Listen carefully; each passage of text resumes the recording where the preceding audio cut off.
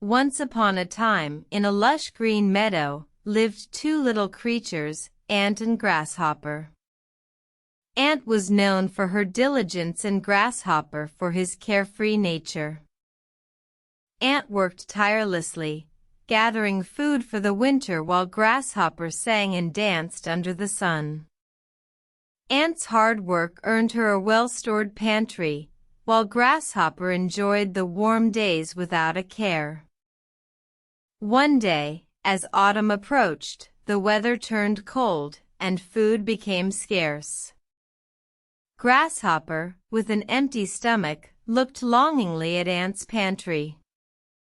Ant, with a kind heart, shared her food, but Grasshopper still yearned for his carefree days. One winter night, Grasshopper was shivering in the cold, while Ant was warm and comfortable. Grasshopper realized the value of Ant's hard work and the importance of preparation. From that day forward, Grasshopper learned to work hard and prepare for the future. He understood that while enjoyment is important, so is responsibility and foresight.